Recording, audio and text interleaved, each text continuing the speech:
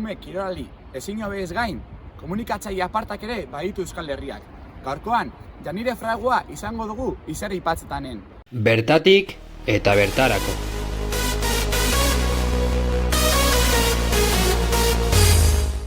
Haupa zaleok, gaurkoan berriz ere komunikazioa arloan sartzen gara. Hemen gaude, San Mamez, kazetaria, segituan Janire Fraguaren izena. Eberdion, Janire, zelan? Oso ondo, eta mila esker gonbidapenagatik. Zuri. Lehenengo eta behin, gonbidatu guztiekin ohikoa den galdera egingo dizugu. Zer nolako iritza daukazu gure proiektuaren inguruan? Proiektu bat euskaraz egitea betira berazgarria. Askotan falta egiten zaigu euskarazko referenteak eta euskarazko material asko eta euskararen sustapena aurrera edo bultzatzen duten donorrekin egotea aberazgarria da guretzako eta ikusi dute elkarrizketa batzuk eta ez dakit nik maila emango dudan, sekulako protagonistak izan dituzuelako. Janire, telebistan agertzen den jendarekin gertatzen den bezala askotan ikusten zaitu, baina ez zaitu oso ondo ezagutzen, zuzelan definitzen zara pertsona bezala. Jonin. Ze zaila den, galdera horrekin hastea, norberak bere burua da definitzea. Langile bezala edo pertsona bezala edo... Zunak bezala. Ni oso pertsonalaia naiz. Gauzak asko bizi ditut, egunean saiatzen naiz nire eguneroko bizitzan gauzekin disfrutatzen, bai lanean nagoenean edo beste gauza batzuk egiten ditudanean. Hori da nire bizitzeko modua edo, asko gustatzen zait disfrutatzea.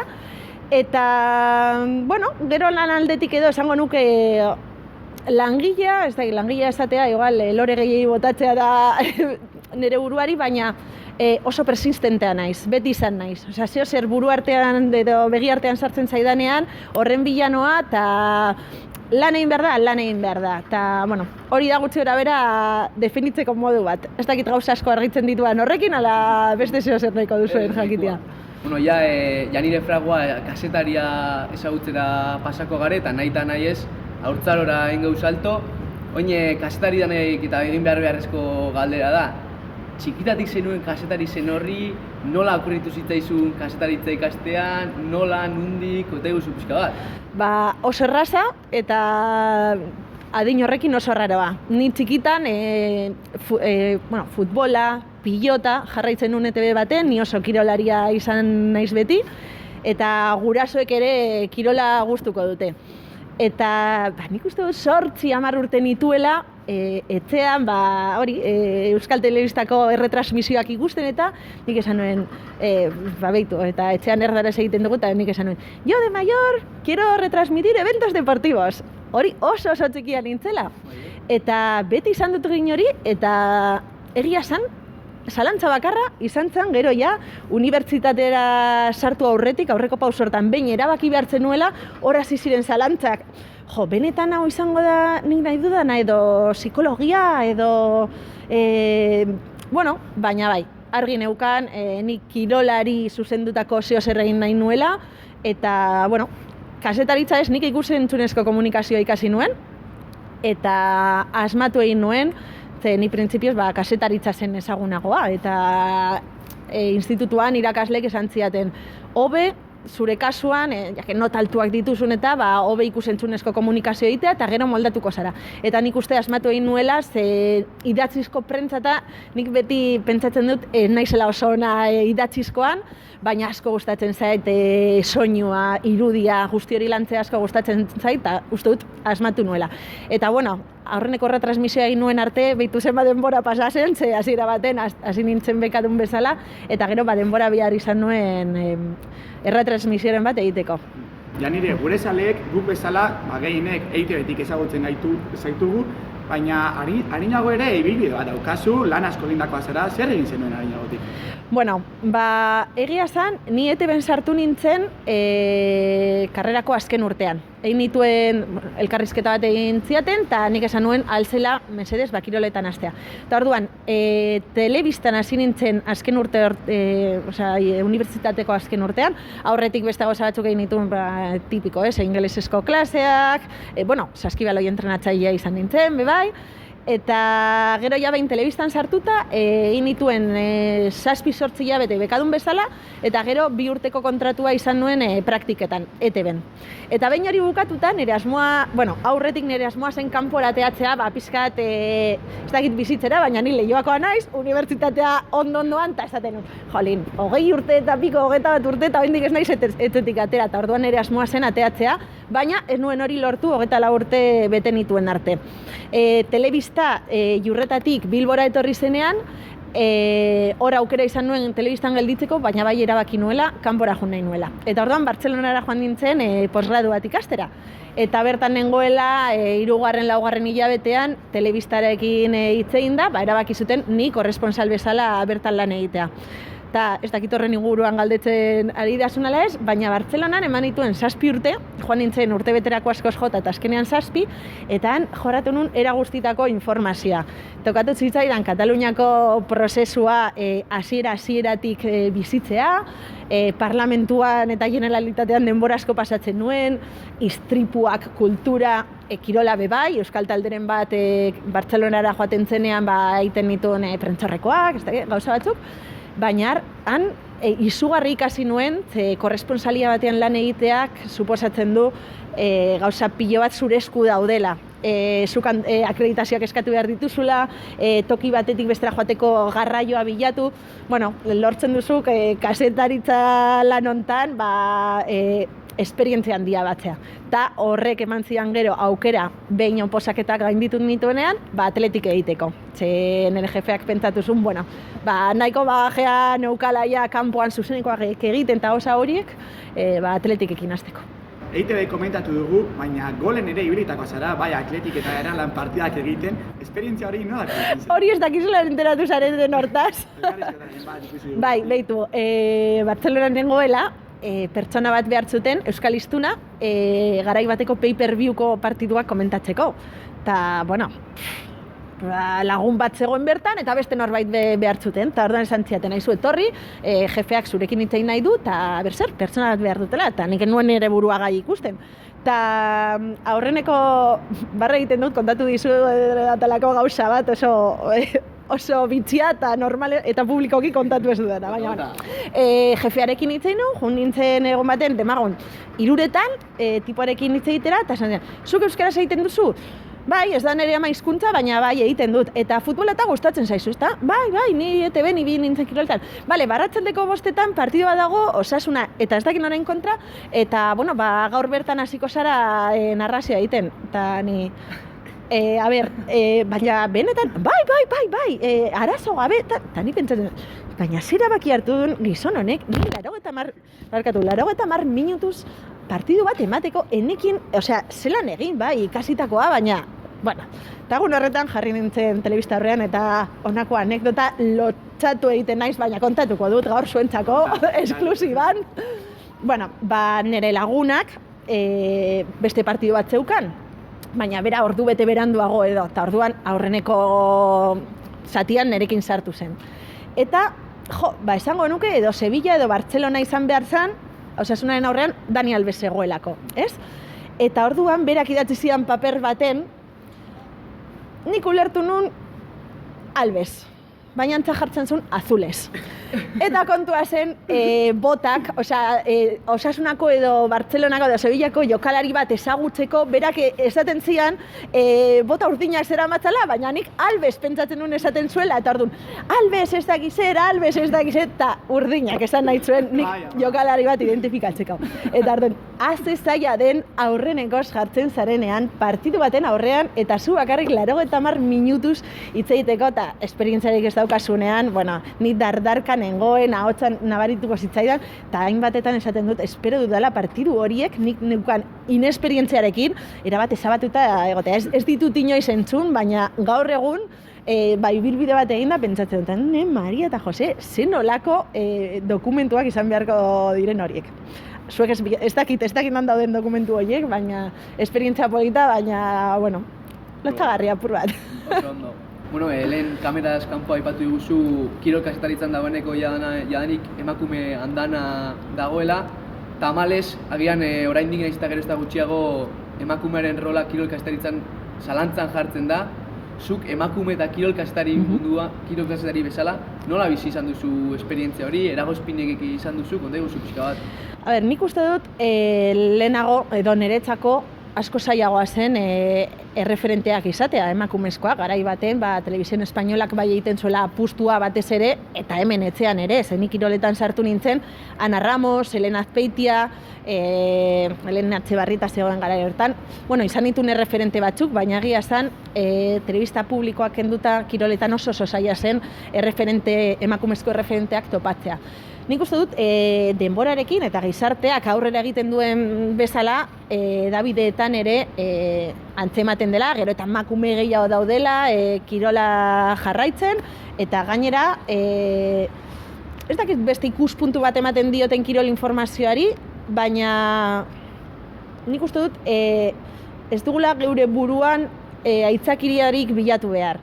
Nik uste dut emakumeak eta gizonak berdin egin dezaketela lan hau, eta ikusten dela gero eta gehiago. Egia da, asko kostatzen dela, informazio garrantzitsuak jorratu behar direnean emakumeak ikustea. Alegia, oin pandemiaz geroztik oso kazetari gutxik bidaiatzen dugu atletikekin, baina pandemia horretik 13 pertsona mugitzen ginen toki batetik bestela. Eta ni nintzen emakume bakarra. Edo demagun, Inigo Martínez aurkezten dutela San Mamesen. Ni begiratzen dut albotara, eta ni naiz ia beti emakume bakarra. Azkenean, gauza potoloetan joaten dira, los de primera línea esaten den bezala, ez? Eta bai horretan, nik uste dut aurrera pausoa eman behar dela, eta emakumeari gero eta ardura handiagoa eman, oso baliogarriak garelako gube bai. Eta alde hortatik, eta hori baliatu nahi dut esateko bai, nik ez dudala oso gutxitan sentitu dudala oztoporen bat nire lanean, uste dut lankideek bai uste dutela edo behintzat hori erakusten diat, euren babesa behar izan dudanetan, oso gutxi behar izan dudala, baina ez du sekula komentario txarrik izan, edo oso gutxitan.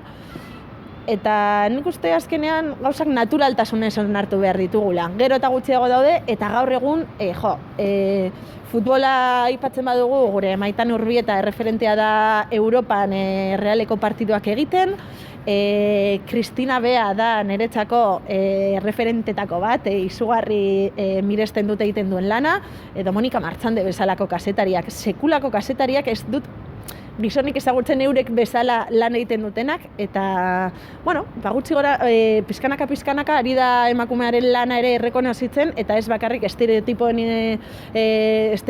begira, edo, bueno, nik uste dut naturaltasunez, gizarteak egiten duen ibilbide berdinarekin, kirol kazetaritzan ere ari garela egiten, eta, bueno, eta noski, asko behar dugu, emakumezkoen futbolak eta gizonezkoen futbolak orain edo bi gauza hauek oso desorekatuta daude, eta bestea bai, baina nik uste dut ari garela pausoak aurrera ematen.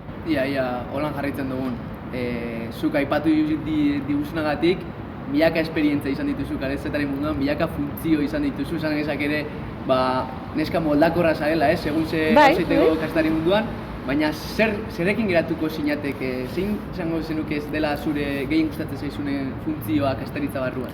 Baitu, lehenago aipatu dizuet txikitatik nire helburua, nire ametsa zala erretransmisioak egitea, eta konturatu naiz denborarekin erretransmisioetan parte hartzea gauza zoragarria dela. Osea, pie de campo egitea edo mikroinalambrikoa egitea erretransmisio baten, zoragarria da, eta konturatu nintzen egin nuen aurreneko aldian. Ez bakarrik futbolean, pasadan udan nire jefeak agindu zean aurreneko testapuntako erretransmisioetan bai parte hartzea, eta hasieran izutu egin nintzen, ez dut sekula egin. Baina, egun horretan bertan idatzi nion gauez esateko, mil esker, az esperientzia polita, eta ez da nire ohiko lana, baina asko disfrutatzen dut, arraro egiten bazait ere, niri gustatzen zait dana kontrolpean izatea, baina azkenean erretransmisioetako zuzeneko puntu hori eta adrenalina hori konturatu naiz asko disfrutatzen dudala horrekin. Zure ibilbide oparoar berpasatuta, orain gaur egur atletiken egunerokotasuna egiten duzu, lan berezia da, kazetaritza ikasten ari garenon helburutako bat, askorentzat, zelakoa da, zelako zarma dauka, segaitik da berezia, igual lar berezia dela uste dugu, igual egunerokotasuna pizka gogorra ere izan daiteke, nolako da? Bueno, beste sekretutxo bat, bale? Kontatuko dut. Nik uste dut, futbolaren mundua barrutik ezagutzen duzunean, galtzen duela romantizismo puntu bat. Alegia, niretzako futbola edo kirola oroar pasioa da, gozamena eta tristuraldi berean, pasioa batez ere, eta gorputza adrenalinaz betetzea. Baina egia da, gero, gauzak barrutik eta zure egunerokoa bilakatzen denean, galtzen duela, magia pur bat, ez? Baina hala ere, zoragarria da, nik izugarri disfrutatzen dut. Azkenan ere eguneroko lana izaten da, edo lesamara joan prentzaurrekoren bat dagoelako, edo bestela entrenamentu bat jarraitzera, partidoetara joan, elkarrizketak, partidoan zer gertatzen den pixka eta aztertu, eta gero, erreportaje batzuk aste barruan egotea, eguneroko zeo zer ez daukagunean, erreportajeren bat gaurkotasunezko gairen batekin. Eta nik asko disfrutatzen dut. Oso polita da, azkenean kirola izugarri gustatzen zaidalako, eta atletik egitea asko da, beti izaten den bezala atletik erlijio bat dela, ezta? Azkenean jende asko jarraitzen du atletik, eta realarekin gauza berdina. Telebistan azkenean atletik eta reala oso parekatuta daude danean, eta gauza bat zein beste, nik uste dut bi talde horien jarraipena egitea dala, kazetari askoren ametsa, futbola gustatzen bazaizu, futbola gustatzen ez bazaizu, zeurrenik zoragarriena izango da, ez dakit, hartzaitzakurrak egitea edo herri kirolak, bakoitzak bere gustuen arabera, baina futbola gustatzen bazaizu, atletik da reala bai, baina atletik da, ez dakit, dozeinek amestu dezaki hori egitearekin. Eguner ikusten dituzu jokalariak, bai entrenatzaile lantaldea, zein zuzendaritza taldea ere. Honekin tratua badaukazu, nolako da egunerokotasunea, lanetik kanpoko harremanek baldin badago? Lanetik kanpo ez.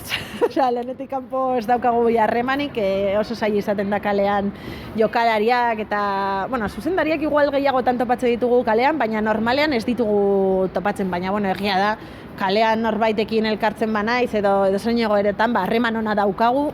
Azkenean nire 8. urtea da atletiken jarraipena egiten. Hemengo jokalariak oso naturalak dira.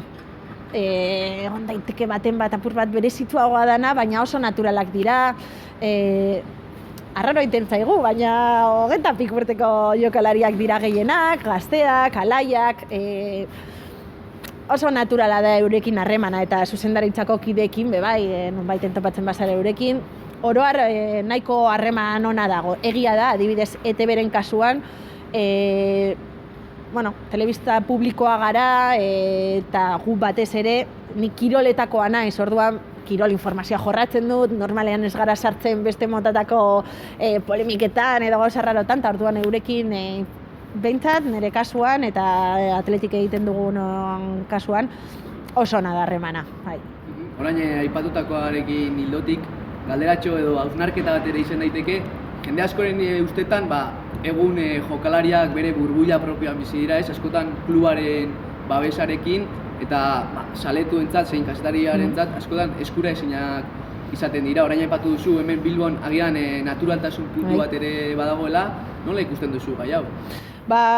Ezin dizut ukatu, aipatu duzuna. Egia da, burbuja batean, ez dakit burbuia batean bizi direla esatea, baina nik beti egiten dut hausnarketa bat, eta da, seguruenik, eurei gustatuko litzaieke zuek egiten duzuena egitea. Egunero, kaletik irten haien gana jendea inguratu gabe, edo erosketak egitera joan, eta joaten dira, batzuek, joaten dira arazo gabe. Baina egia da, alde batetik, klubek babesten dituztela. Bestalde, futbola bilakatu dela negozio erraldoia eta sekulako jartzuna daukan kontu bat, orduan, eurek egiten duten orok sekulako jartzuna dauka. Berdin dio muniainek puro bat erre edo beste goza bat, orduan, beldurtu egiten dira. Egia da, beldurra ematen dietela hanka sartzea eta horren ondorioz polemikiaren bat sortzea. Hala ere, nik uste dut eta beti defendatuko dut, gertutasuna landu egin behar dela. Eta askotan esaten dugu, zergatik ez dira entrenamendu gehiago irekitzen publikoari, azkenean atletik klub ezberdin bat da. eta bultzatu behar da ezberdintasun hori, eta ezberdintasun hori landu behar da. Azkenean, atletik, taldea, horrek sortzen duen sentimentua, eta gizartea hemen hain eskutik helduta doaz, ze egia da, landu beharko litzatekela, ez dakit, gero beste gauza bat, gauza asko egiten dituzte jokalariak, eta ez dakigu, edo ez dute nahi gu jakitea. Behin, hau kontatuko dut publikoa delako, Oskar de Marcosi egin nion elkarrizketa bat, eta aipatu nion, berak ospitaletan egiten zituen nahin beste gauza, edo Afrikan, edo Perun ere egonda izan da, eta esaten zian, esaldia izan zen, en el momento en el que esto se sabe, pierde valor lo que estoy haciendo.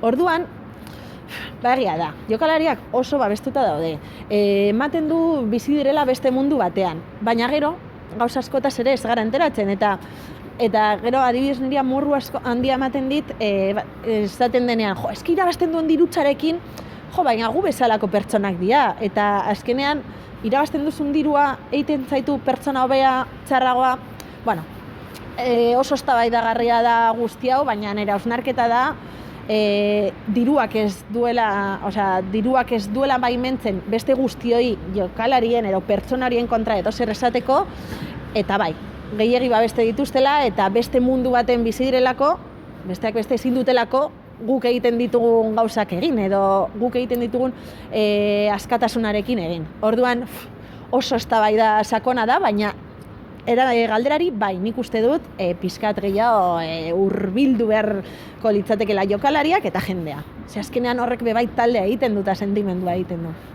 Gaurkotasunera etorriz, egun Euskal Futbola momentu oso batean dago eta momentu historikoa bizitzen ari gara Kopako final aurrekoarekin Osasuna eta Atletiken artean.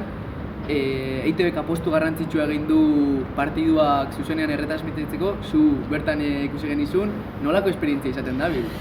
Bueno, zen polita den, ez lehenago aipatu dugu retransmisioen kontua, niretzako Reala eta Atletiken Kopako final hori egitea zoragarria izan zen, esperientzia oso polita. Saudi Arabiara Atletikekin joan nintzenean, horrez genuen erretransmititu partida, baina beste esperientzia zoragarria, jokoan asko dagoenean, danok implikatzen gara pilo bat, eta azkenean, kasu honetan Atletik eta Osasunaren artean ere gertatzen da, ez dala final aurreko bat demagun Atletik Real Madrid, zubakizu zure taldearen alde egin behar duzula, eta, karo, kontu hontan eta Realarekin gertatu bezala, oreka bat mantendu behar duzu, bi euskal talde direlako, eta niretzako ez da zailtasun bat, erraz uste dute moldatzen garela hortara, noizean behin bai kontuan hartu behar, gogoratu, prebia egiten badugu, bi euskal talde direla, ze gure ohiko lana denez talde bakarraren inguruan hitz egitea, baina, nik uste dute Euskal Telebista gauza horietan sartu behar dela, gure hizkuntzan eman beharra daukagula halako ekitaldi potente bat, Errege Kopako final erdi bat eta finala izango diren bezala, eta oso polita da, oso berazgarria. Azkenean gu kazetariak gara eta saiatzen gara beti beste prisma batetik eta urruntasun apur batetik bizitzen, baina azkenean gu ere kalean egoten gara eta saleek edo futbol saleek bizitzen duten bezala guk ere bizi egiten dugu. Egia da, behin laneko trajea jantzita, partzialtasuna etortzen zaizula burura eta bizitzen duzula, taupadak pixkat jeitzita eta kontrolatzen, baina esperientzia zoragarriak dira. Orain EITBen apostua aipatu dugu, baina azken urtetan zuk ere bizi izango zenuen, ez? Nola telebistek neurketen erretransmitiziorako eskubideak geroz eta privatizazio prozesu batean dauden, zer iritzi duzu gai honen inguruan eta nolako eragina izan du EITB moduko edabide baten prozesu honek? Gu garai baten hori, txabeldunen liga geneuka, liga ematen genuen, oso zaila da. Gaur egun diruak agintzen du, non eta futbola bezalako negozio baten, ezta? Azkenean telebista eskubideak oso garestiak dira eta telebista publikoak saiatzen gara nola doala toki batetik eta besteatik heltzen, batez ere eta sekulako dirutza inbertitzen oso ekitaldi edo retransmisio potoloak direnean. bueno, gaur egun behitu zenbat eta zenbat edabide dauden, garai baten laukate ziren, gaur egun amaigabeak, danera heltzen gara, edozein herrialdetako telebista ikus dezakegu.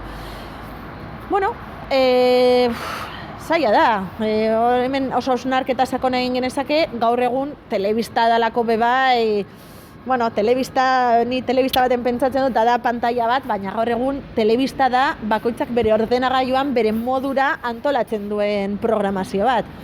Eta orduan, bueno, pues, telebista eskubideak gero eta diru gehiago mugitzen dute, gero eta zailagoa da erretransmisioak, edozein kiroletan, egia da Euskal Telebistak, bueno, sekulako panorama zabala daukala kirol arloan, eta nik uste dut azken urteetan oso ondo ari dela erretransmisioen kontu hori lantzen, eta pizkat ikuskizun bilakatzen. Ze hori da, pizkat gaurko telebista ikusteko moduak eskatzen duela, gero eta amerikanoagoa, gero eta show handiagoa, behitu zelako erretransmisioak egiten ditugun orain zestarekin, pilotarekin, eta oina herrikirolekin ere, show moduko gauza horiek, eta nik uste dut, horietan eskubidei dagokionez, gu erreferentea gara, eta guri erosten dizkigute eskubideak, baina bestela futbola, saskibaloia oso zaila bilakatu da azken urteetan. Eta pena bat da, baina uste dut ETV oso ondari dela mugitzen hortan, eta batez ere ekitaldi handietan esan du, gu hemen egon behar gara, euskalistunak eta euskalistunentzako zerbitzu bat eman behar dugu, eta horren aldeko apustua egiten ari da, eta nik uste dut gure gizarteak hori behar duela, eta oso posik eta oso horra nago. Bukatzen joateko, Janire, birpasatu dugu zure lehenago egindako ibilbidea, bai gaur egun egiten duzuna ere, etorkizun batean non ikusten duzu zure burua? Lan edo egiten jarraitu nahi duzu, erronka berriak nahi dituzu, zer daukazu buru horretan? Beitu, ez nik, sentsazioa daukat, ETV barruan, minak erronka ditudala, ze garai baten hasi nintzen erreportajeak egiten, bideoak, kronikak egiten, gero pasa nintzen talde baten jarraipena egitera, erretransmisioetatik pasa naiz, aurkezle lanetan aritu naiz noizean behin, editore lanetan, editoreak azkenean erabakitzen du nork egin behar duen albiste bat, ze formatu daukan albiste horrek, eta programa oso baten gainean erantzukizuna izatea, oso aberasgarria da, oso lantzaia, eta ezken ere bizitzan galdetzen baiazu datorren urtean zertan ibiliko naizen, esango dizut ez dakidala. Sekula ez dut oso luzaroko, oso epe luzean pentsatzen, etxe bat erosi nun tamak esan zian, etxe bat erosi, igual datorren urtean Karibean zaude bizitzen, baina erabakiak hartu behar ditut. Orduan, telebistan edo nire lanean datorren urtean ez dakit. Oso gustora nago egiten dudan lanean, egia da erronkak gustatzen zaizkiala, baina egia da aldi berean, ez dudala pentsatu askota, ez dakit nire lankideek izango duten ala ez, nik ez dielako galdetu, baina sekula, ez daukat behintzat beste telebista baten lan egiteko gogoa. Nik uste hemen nagoela, gozta da ETV lan egitea, eta beste telebista batera joatea behintzat ez daukat buruan, momentuz, ez estatu batuetara, ez beste inora. Baina, zeinek daki, azkenean erronka gustatzen zaizkigu, eta ez dakiz etorriko den, baina momentuz oso pozik nago, eta nire eguneroko bizitza erronka bada, azkenean egunero informazio ezberdina dalako, eta ez dakizulako bihar zer gertatuko den, eta horrek bebai ematen dizu saltza apur bat. Jo, Janire, eskerrik asko, hau izan da dena, plazerruta izan da azkenean gure referente bat dena, hurbiagotik ezagutzea, eskerrik asko baita emandako ahalko gaitik, eta segi lanean, lan edarra egiten duzue, eta jarraituko zaitu hor telebistan ikusten. Mi esker zuei, oso gustora egon naiz, oso azkar pasatu zain denbora, ez dakit zenbat eta pentsatzen dut, zenbat hitzein dudan. Oso gustora egon naiz, eta mi esker. Eskerrik asko.